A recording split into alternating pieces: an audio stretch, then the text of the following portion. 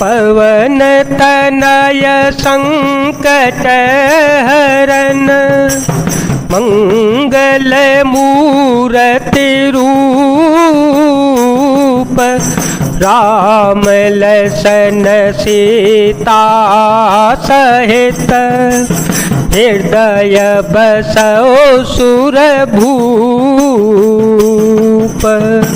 श्री गुरु चरण सरोज रज निज मन मुकुरु सुधारे बरन हो रघुबर बिमल यस जो दायक फल चारे। बुद्धिहीन तनु जान के सुमिरो पवन कुमार बल बुद्धि विद्या दे हो मोहि हरहु कलेश बेकार। निज पद नयन दिए मन राम पद कमल लीन परम दुखी भा पवन सुत देखी जानकी दीन। श्री जानकी जी नेत्रों को अपने चरणों में लगाए हुए हैं और नीचे की ओर देख रही हैं और मन श्री रामचंद्र जी के चरण कमलों में लीन है। जानकी जी को दीन दुखी देखकर पवन पुत्र हनुमान जी बहुत ही दुखी हो गए। तरो पल्लव महुरा लुकाई करे विचार करो का भाई। ते अवसर रावण तयावा संग नारे बहु किए बनावा। बहु बेदे खल सीता ही समुझावा सामदान भय भेद देखावा।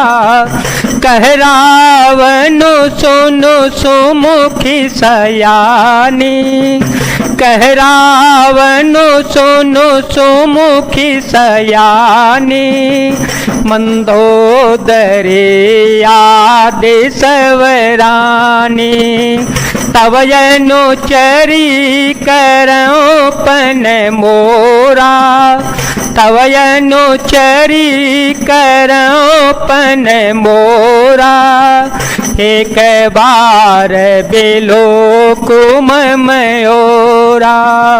तन धरियो कहति बैदेही सुमिरि अवधपति परम स्नेही।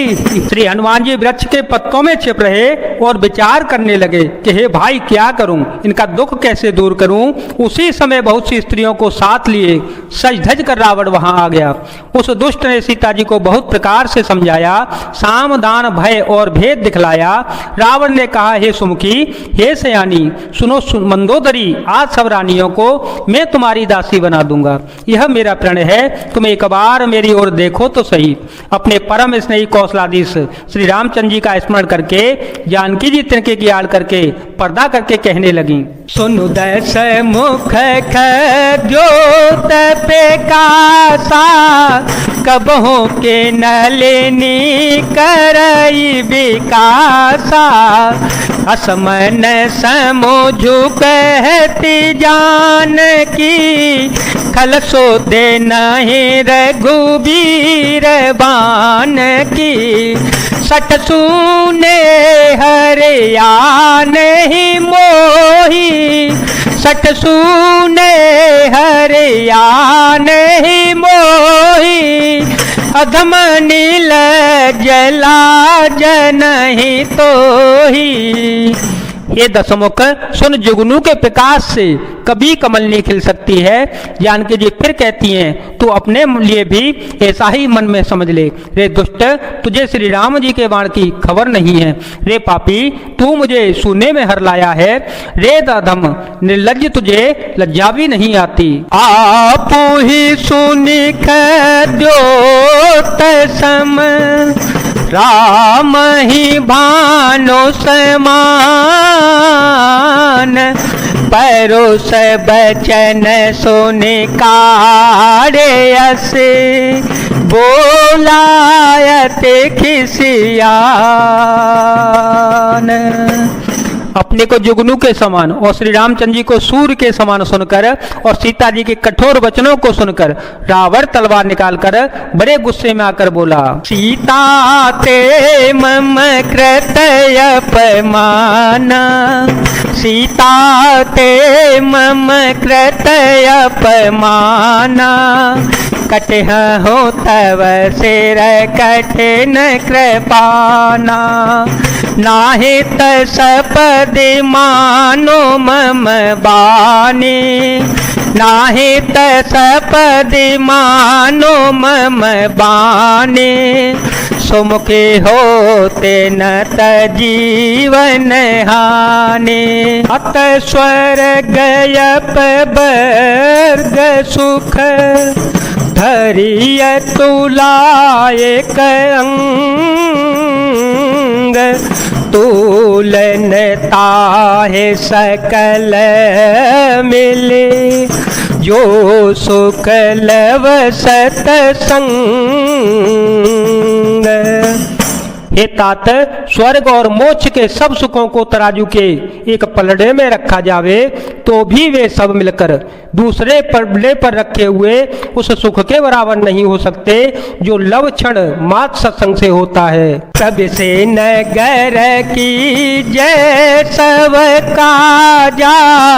हृदय राखे कौशलपुर राजा। गरल सुधार पुकरहि मिताई। गोपद सिंधु अनल शीतलाई। गरुण सुमेरु रेणु समताही। राम कृपा कर चितवा जाहि। अतल गुरूप धरे हनुमाना। अतल गुरूप धरे हनुमाना। बैठा नगर सो मेरे भगवाना। अयोध्यापुरी के राजा से रघुनाथ जी को हृदय में रखे हुए नगर में प्रवेश करके सब काम कीजिएगा। उसके लिए वे सम्मत हो जाता है। शत्रु मित्रता करने लगते हैं। समुद्र गाय के खुर के बराबर हो जाता है। अग्नि में शीतलता आ जाती है। और हे गरुण जी, सुमेरु पर्वत उसके लिए रज के समान हो जाता है। जिसे श्री रामचंद्र जी ने एक बार कृपा करके देख लिया, तब हनुमान जी ने बहुत ही छोटा रूप धारण किया और भगवान का स्मरण करके नगर में प्रवेश किया। मंदिर मंदिर प्रति करे शोधा। मंदिर मंदिर प्रति करे शोधा। देखे जहाँ तहाँ अगणित जोधा। गयो दशानन मंदिर माही। गयो दशानन मंदिर माही। अति विचित्र कहे जात सोनाही। शयन किए देखा कपिते ही। शयन किए देखा कपिते ही। मंदिर महो नदी खिबे देही। भवन एक पुनि दीख सुहावा। हर मंदिर तहाँ भिन्न बनावा। उन्होंने एक एक प्रत्येक महल की खोज की, जहां तहां असंख्य योद्धा देखे। फिर वे रावण के महल में गए। वह अत्यंत विचित्र था, जिसका वर्णन नहीं हो सकता। हनुमान जी ने उस रावण को शयन किए देखा, परंतु महल में जानकी जी को नहीं देखा।